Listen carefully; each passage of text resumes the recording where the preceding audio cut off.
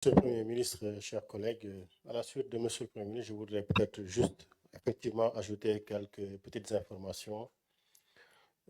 Sur le volet mine, effectivement, au-delà des 77, nous sommes en train aujourd'hui de finaliser tout le travail sur le retrait de titres miniers donnés et ça tourne autour de 313 titres miniers qui doivent être retirés. Nous sommes en train de finaliser la dernière touche sur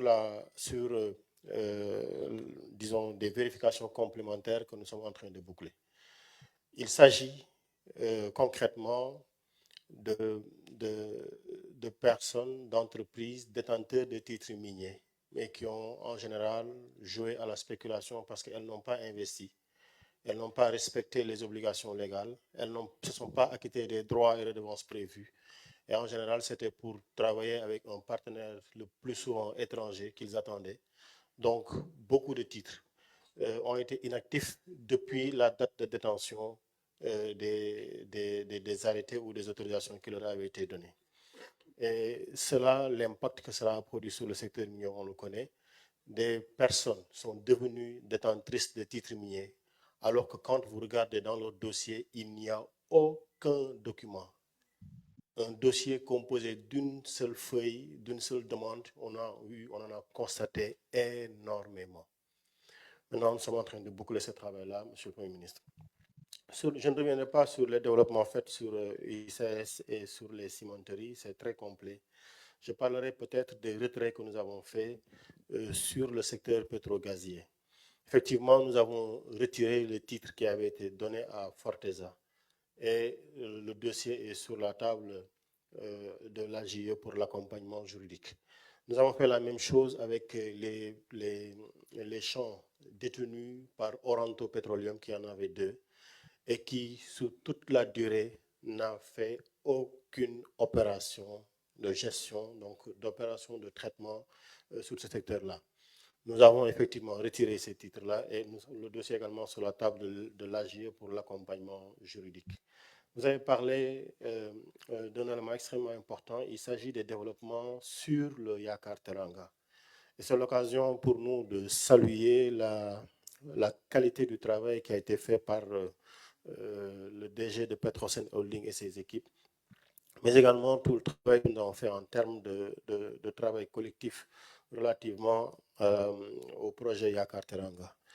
La volonté affichée sur les instructions que vous nous avez données, c'est que nous ayons une société, une compagnie nationale qui devienne opérateur.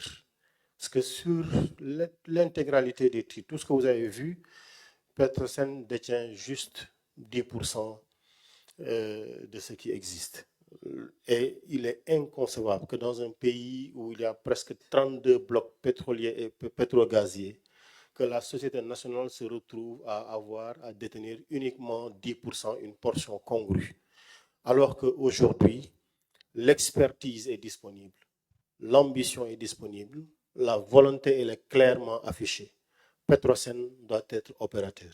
Et aujourd'hui, nous sommes en train de finaliser en relation avec Petrosen qui a anticipé sur le travail toute la recherche de partenariat nécessaire pour que ce bloc pétrolier de Yakar Teranga soit développé par Petrosen, mais on ne s'en limite pas à cela. Petrosen aussi doit être un développeur, un opérateur dans l'onshore. Et c'est la raison pour laquelle également il y a un travail extrêmement important qui est en train de se faire à ce sujet-là.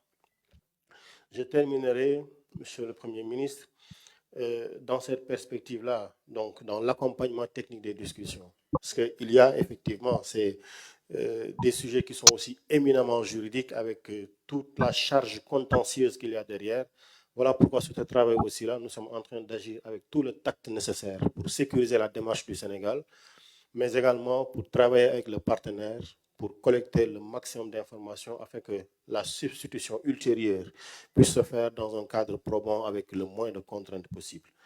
Et enfin, il y a ce que vous avez dit sur les discussions que nous avons sur le GTA. Et je dois le dire, et vous l'avez souvent répété, Ce projet-là est un projet très complexe, aussi bien dans la technicité de développement du projet, mais dans le relationnel que nous avons avec les opérateurs. C'est un projet très complexe. Et aujourd'hui, depuis un moment, nous sommes en train de faire des discussions. C'est vrai que nous avons senti dans les jours passés beaucoup d'ouverture de la part de BP et de Cosmos, notamment pour l'approvisionnement en gaz domestique du Sénégal. Et nous espérons trouver un accord sur le pricing, qui est le dernier point extrêmement important qui impactera énormément sur le coût de l'électricité. Je me permettrai, pour conclure, Monsieur le Premier ministre, de parler en fait d'un point sur lequel nous avions transmis les informations. Quand nous sommes arrivés, nous avions trouvé ici des ententes directes sur des projets de réalisation de centrales solaires. Les prix avaient été négociés à un prix de 45 francs le kilowattheure. Nous sommes arrivés, nous les avons tous appelés, nous leur avons dit que le Sénégal, et ça nous avons informé, vous nous avez donné des instructions fermes de reprendre toutes les discussions sur le sujet-là.